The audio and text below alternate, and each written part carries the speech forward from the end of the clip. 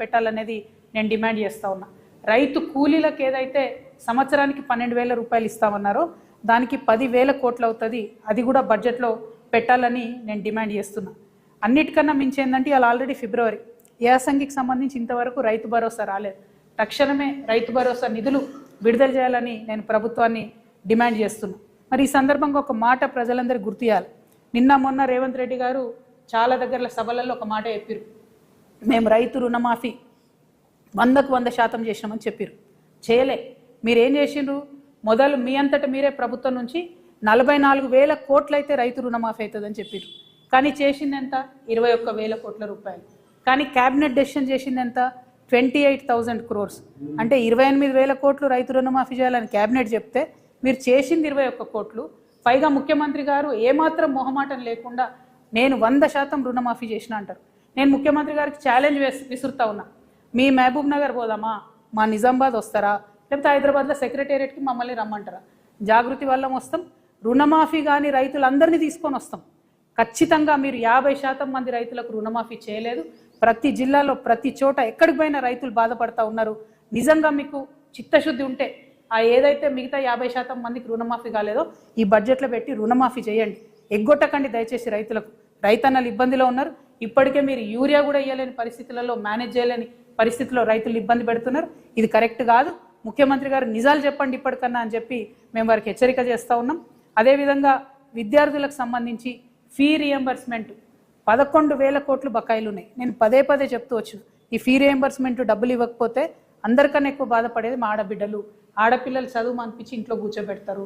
కాబట్టి రిక్వెస్ట్ చేస్తూ ఉన్నాం, మేము రాష్ట్ర ప్రభుత్వాన్ని డిమాండ్ చేస్తూ ఉన్నాం, 11,000 కోట్లు వన్ టైం మీరు ఫీ రియంబర్స్మెంట్ ఇవ్వండి.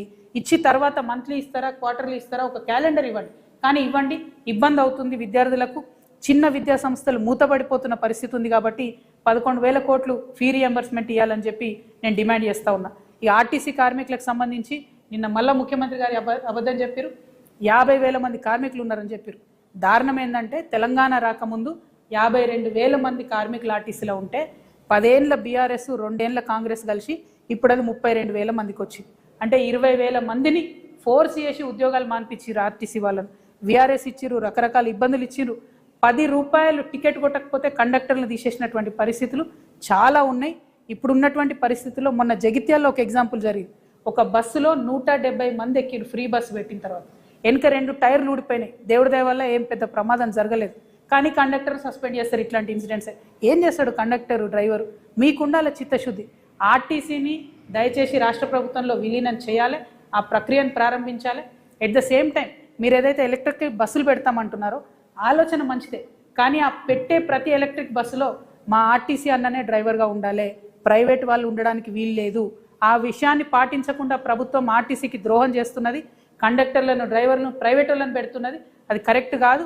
ఖచ్చితంగా ఆర్టీసీని విలీనం చేయాలి, కార్మికుల యొక్క ఉపాధిని కాపాడాలని చెప్పి నేను ముఖ్యమంత్రి గారికి డిమాండ్ చేస్తూ ఆర్టీసీ విలీన ప్రక్రియలను ఇప్పటి బడ్జెట్లో ప్రస్తావించాలని చెప్పి నేను డిమాండ్ చేస్తూ ఉన్నాను. అదేవిధంగా మహిళలకు ఏదైతే 25,000 ఇస్తామన్నారో దానికి సంబంధించి ఇంతవరకు ఊసిలేదు. మా ఆడబిడ్డలకు ఏదైతే స్కూటీ ఇస్తామన్నారో దానికి సంబంధించి ఇంతవరకు ఊసిలేదు. అదేవిధంగా మన తులం బంగారం ఏదైతే ఆడబిడ్డలకు ఇస్తామన్నారో దానికి సంబంధించి ఊసిలేదు. కాబట్టి ఈ బడ్జెట్లో మా ఆడబిడ్డలకు మీరు ప్రామిస్ చేసినటువంటి 2,500 స్కూటీ, తులం బంగారం వీటికి సంబంధించిన ప్రావిజన్ పెట్టాలని నేను డిమాండ్ చేస్తూ ఉన్నాను.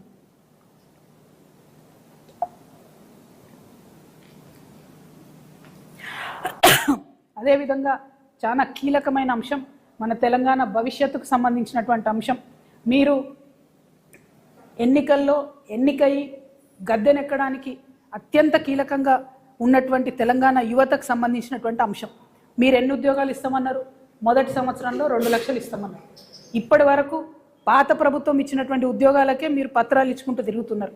మీరు స్వతహాగా ఇచ్చినవి కేవలం 11,000 ఉద్యోగాలు. అంటే ఇంకా 1,89,000 ఉద్యోగాలు మీరు ఇవ్వాల్సి ఉంది, అది బాకీ ఉంది.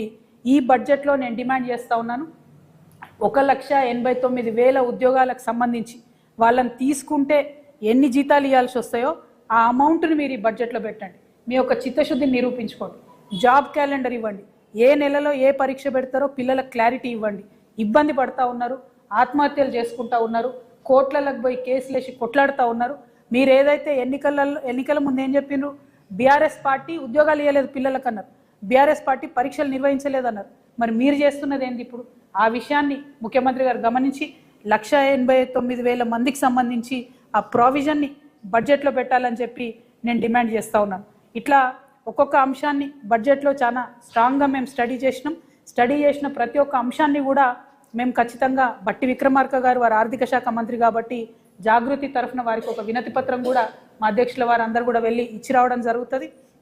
బడ్జెట్లో రావాల్సినటువంటి అంశాల మీద మేము తప్పకుండా ఒక ముందడుగు వేస్తాం. దాంతోపాటు ముఖ్యమంత్రి గారిని మేము ఒక 3 డిమాండ్లు చేస్తూ ఉన్నాం. కేంద్ర ప్రభుత్వం ఏదైనా నిర్ణయం తీసుకున్నప్పుడు ఆ నిర్ణయం యొక్క ప్రభావం మన రాష్ట్ర ప్రజల మీద పడుతున్నప్పుడు ఈ రాష్ట్ర ముఖ్యమంత్రిగా మీరు స్పందించాలి. కానీ మీరు స్పందిస్తలేరు. దానికి 3 ఉదాహరణలు. లేబర్ కోడ్ మారితే ముఖ్యమంత్రి గారు ఎక్కడ మాట్లాడలేదు. 12వ తారీఖు నాడు బంద్ ఉంది, మొత్తం కూడా లేబర్ అంతా కూడా రోడ్ల మీదకి వస్తూ ఉన్నారు. ఆ బంద్కు జాగృతి సంపూర్ణంగా మద్దతు ప్రకటిస్తూ ఉన్నది. కానీ రాష్ట్ర ప్రభుత్వంగా రాష్ట్ర ముఖ్యమంత్రిగా మీరు ఈ లేబర్ కోడ్లను లేబర్ చట్టాలను వ్యతిరేకించాలని నేను డిమాండ్ చేస్తూ ఉన్నాను. రెండవది, బీసీ బిడ్డలకు సంబంధించి జనగణనలో కనీసం ఓబీసీ కాలం పెట్టకపోతే ఇంతవరకు ముఖ్యమంత్రి గారు స్పందించలేదు, కేంద్ర ప్రభుత్వానికి ఉత్తరం రాయలేదు. ఎందుకంత చిన్న చూపు మీకు బీసీలు అంటే? 42% బిల్లులు పెడుతున్నామని మోసం చేసిరు. ఒక్కసారి కూడా అఖిలపక్షాన్ని మోడీ గారి దగ్గర తీసుకుపోలేదు. ఇప్పుడు ఓబీసీ కాలం లేకున్నా కూడా కనీసం మీరు మాట్లాడతలేరంటే మీరు కేంద్రానికి సహకరిస్తున్నారని బీసీ బిడ్డలు అనుకోవాల్సి వస్తుంది. కాబట్టి దీని మీద మీ స్టాండ్ ఏందో కేంద్రానికి ఉత్తరం రాయవలసిందిగా ముఖ్యమంత్రి గారు నేను డిమాండ్ చేస్తూ ఉన్నా. ఇక చివరిది, అత్యంత పేదవాళ్లకు ఉపయోగపడేటటువంటి ఉపాధి హామీ పథకం, పువరెస్ట్ ఆఫ్ ద పువర్కి అందేటటువంటి పథకం, దానిలో 40% రాష్ట్రాలు పెట్టుకోవాలని కేంద్ర ప్రభుత్వం మన మీద బండరా ఎత్తేసింది. నిజానికి పెట్టుకోగలుగుతామా? రాష్ట్రాలు పెట్టుకోలేని పరిస్థితి ఉంది. అయినా ముఖ్యమంత్రి గారి కార్యాలయం నుంచి ఒక్క ఉత్తరం కూడా ఎందుకు రాయలేదు? ఎన్ఆర్ఈజీఎస్ పేరు మార్పు మీద మాట్లాడుతున్నారు తప్పితే ఎన్ఆర్ఈజీఎస్ 40% రాష్ట్రం పెట్టుకోవాల్సి వస్తే ఎంత నష్టం జరుగుతుందన్న విషయం గురించి మీరు ఎందుకు మాట్లాడతలేరని ముఖ్యమంత్రి గారు నేను ప్రశ్నిస్తూ, మరి అంశాలన్నీ కూడా మేము చెప్పిన అంశాలన్నీ కూడా బడ్జెట్లో వచ్చే విధంగా, ఇదే మీకు last full budget, next budget election budget అవుతుంది కాబట్టి దీంట్లో మీరు ఇచ్చినటువంటి మాటలన్నీ కూడా నిలబెట్టుకునే విధంగా ప్రవర్తించాలని చెప్పి డిమాండ్ చేస్తూ ఉన్నాము. Thank you. జై తెలంగాణ, జై జాగృతి. మీటింగ్ ఏమక్కర్లేదు, మనం ఆల్రెడీ అనౌన్స్ చేసిన కదా, మళ్ళీ చెప్పాలా? 12వ తారీఖు నాడు చెప్పిన 12వ తారీఖు నాడు ఒక పక్క లేబర్ కోడ్కి సంబంధించి అందరూ ప్రొటెస్ట్ చేస్తూ ఉన్నారు. దానికి జాగృతి పక్షాన కూడా మేము ఆ ర్యాలీలలో హాజరవుతాం, అన్ని చోట్లకు కూడా వెళ్తాం. కాకపోతే అదే రోజు మేము ఉద్యమకారులకు సంబంధించి ఆత్మగౌరవ సభ పెట్టుకోవడం జరిగింది ఆర్టీసీ కళ్యాణ మండపంలో. దానికి మొత్తం రాష్ట్ర వ్యాప్తంగా కూడా తెలంగాణ ఉద్యమకారులందరూ కూడా తరలి రావాలని కూడా కోరుతూ ఉన్నాము. చాలామంది ఇప్పటికే అనేక సంఘాల వాళ్ళు మమ్మల్ని కలిసి మేము వస్తాం, పార్టిసిపేట్ చేస్తామని చెప్పినారు. వాళ్ళందరికీ కూడా స్వాగతం పలుకుతూ ఉన్నాం.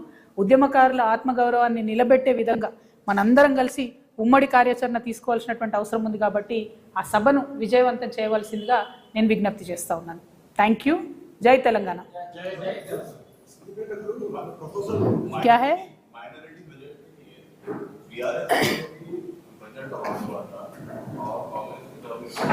उसका यूज नहीं होता, उसके लिए क्या प्लान है?